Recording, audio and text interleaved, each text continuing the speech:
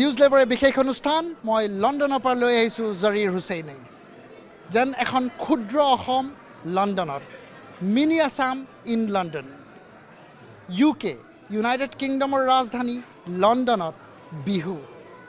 আমি সদায় দেখি আহিছোঁ লুইটৰ পাৰত বিহু কিন্তু এইবাৰ আমি দেখুৱাম থেমছৰ পাৰত বিহু প্ৰবাসী অসমীয়াৰ লগত নিউজ লাইভ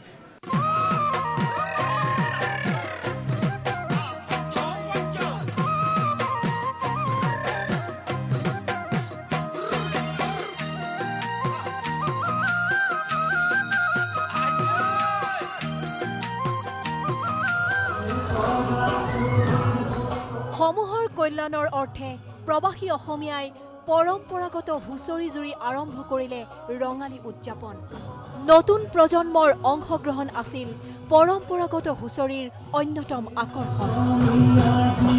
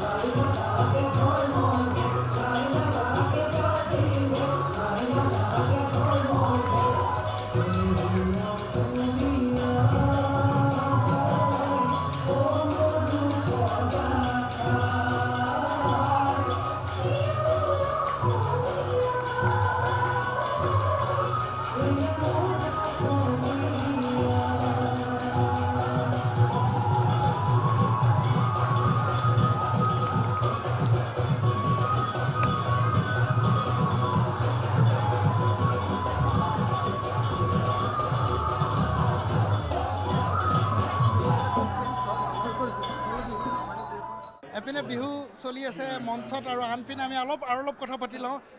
আপোনাৰ নামটো মোৰ নাম অনিন্দিতা আৰু ক'ৰ হয় অৰিজিনেলি অৰিজিনেলি মই যোৰহাটৰ লণ্ডনত কিমান দিন হ'ল বা লণ্ডনত more than 8 years আৰু বিহু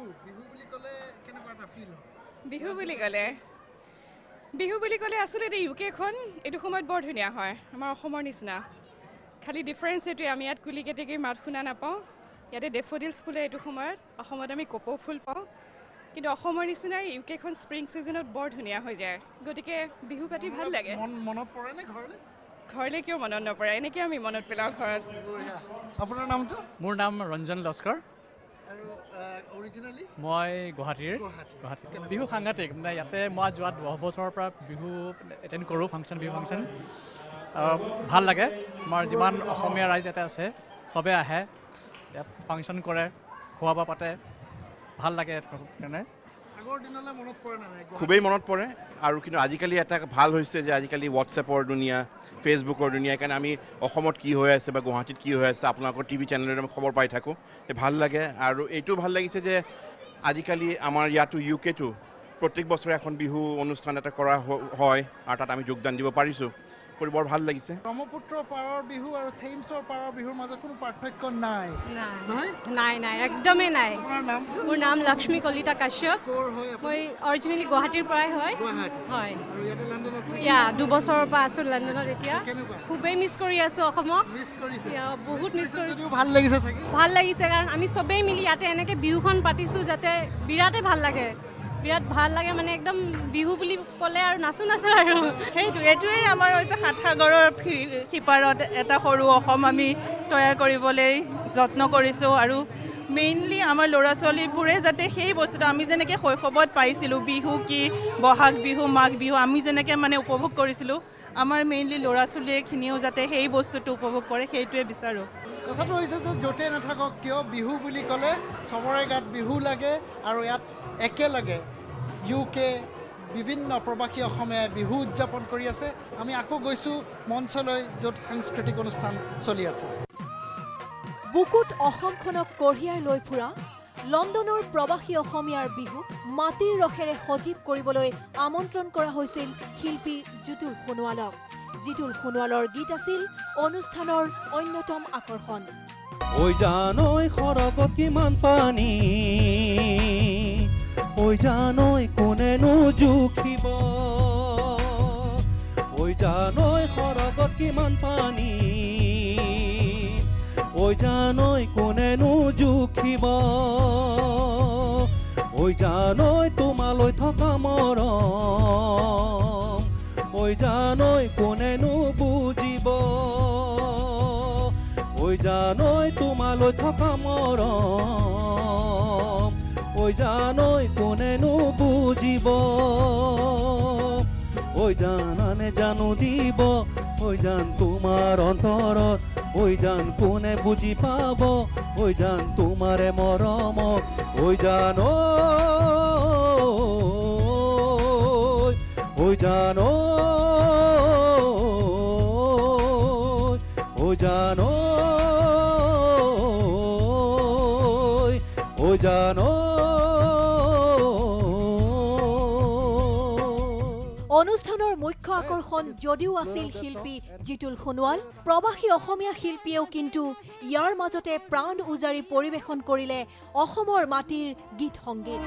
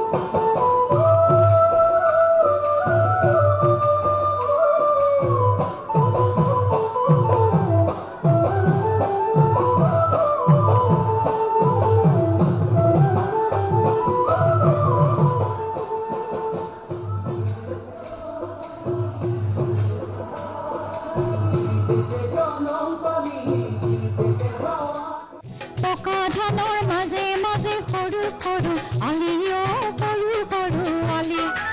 আলিত পৰি গীত জুৰি জক বাহি মাৰি সৰু সৰু সৰু আলিও সৰু সৰু আলি পকা ধানৰ মাজে মাজে সৰু সৰু আলিও সৰু সৰু আলি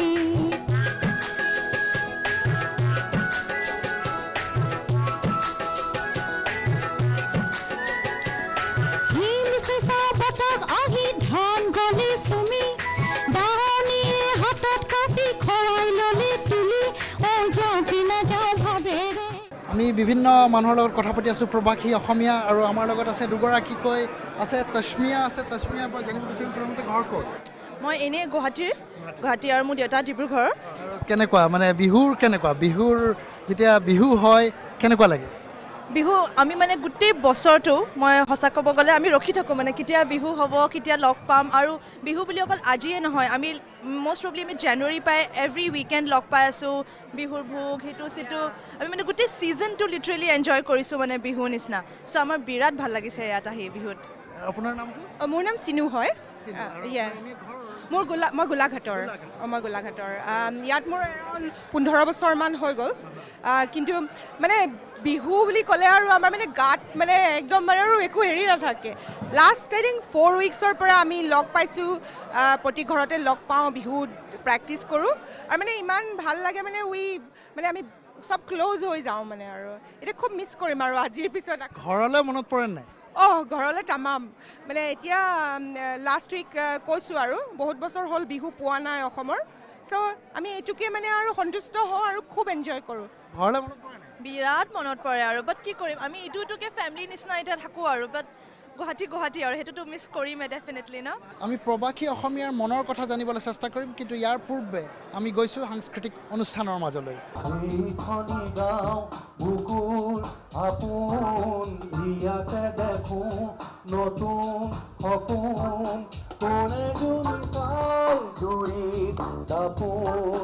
ফুলৰ পাতত সাজোন কাচোন এই গাঁও আপোন আপোন এই গাঁও নিচেই আপোন এইখনি গাঁও বুকুৰ আপোন ইয়াতে দেখোঁ নতুন সপোন কোনে জুমি চাই জুৰিত দাপোন ফুলৰ পাতৰ সাজোন কাচোন এই গাঁও আপোন আপোন এই গাঁও নিচেই আপোন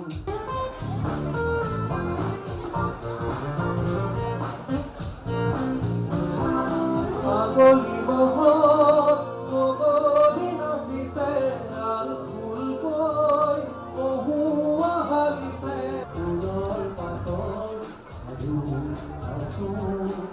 এই গাঁও আপোন আপোন এই গাঁও নিচেই আপোন সৰু বৰ নাই ই গাঁৱত সমূলি নাহতো মুদুলি মুদুলি চেনেহৰে বান্ধোন ফুলৰ পাতৰ সাজোন কাচোন এই গাঁও আপোন আপোন এই গাঁও নিচেই আপোন এইখনি গাঁও বুকুৰ আপোন ইয়াতে দেখোঁ নতুন সপোন কোনে জুমি চাই জুৰিত দাপোন ফুলৰ পাতৰ সাজোন কাচোন এই গাঁও আপোন আপোন এই গাঁও নিচেই আপোন আমাৰ লগত আছে লণ্ডন বিহু কমিটিৰ সভাপতি ডক্টৰ খগেশ্বৰ লাহন আপোনাক স্বাগতম জনাইছোঁ আমাৰ এই বিশেষ অনুষ্ঠানলৈ এতিয়া আমি কৈছোঁ যে এখন আমি মিনি আছাম ক্ষুদ্ৰ অসম লণ্ডনত বিহু থেমছৰ পাৰত বিহু লুইটৰ পাৰত নহয় কেনেকুৱা এই প্ৰস্তুতি কিমান দিনৰ পৰা চলিছিল বা কেনেকুৱা অনুভৱ আমি যোৱা 28 years লণ্ডনত মানে লণ্ডন বিহু কমিটিৰ ফালৰ পৰা বিহু পাতি আহিছোঁ। আমি যোৱা 3 বছৰ আগতে আমি চিলভাৰ জুবলি পাতিলোঁ লণ্ডনত। গতিকে আমাৰ প্ৰত্যেক বছৰে ধুনীয়াকৈ হৈ গৈছে। আমি খুব এক্সাইটেড লণ্ডনত থাকিও যে আমি বিহু কৰিব পাৰিছোঁ। আমাৰ লগত নাচনি আছে, গায়ক গায়িকা আছে, আমাৰ লগত চবেই আছে। আমাৰ অসমীয়া মানুহবিলাকে ইমান ধুনীয়াকৈ আমাৰ বুৰঞ্জীমূলক এটা ফাংচন বজাই ৰাখিছে। এইটো আমাৰ কাৰণে খুবেই গৌৰৱৰ কথা। বিহু হৈ আছে। বিহু একচুৱেলি অৰিজিনেলি আৰম্ভ হৈছে আমাৰ ঘৰতে। মই মানে BBCত গান গাইছিলোঁ, কেছেট এটা উলিয়াইছিলে। সেই কেছেটটো উদ্বোধন কৰাৰ সময়ত গোটেইখিনি অসমীয়া ৰাইজক আমাৰ ঘৰলৈ নিমন্ত্ৰণ কৰিছিলোঁ। সেইদিনাই প্ৰথম অসমীয়া কালচাৰেল স্কুলখন আৰম্ভ হৈছে। এটি চৰাই গুণগুণাই, এটি চৰাই গুণগুণাই, কি সুৰ জানো মোক গ'ল শুনাই। এটি চৰাই এজাক বতাহে পাহে পাহে, মাধৈ মালতীক দিলে দোলাই, আলফুলকৈ থৈ গ'ল মৰম বিলাই। এটি চৰাই গুণগুণাই,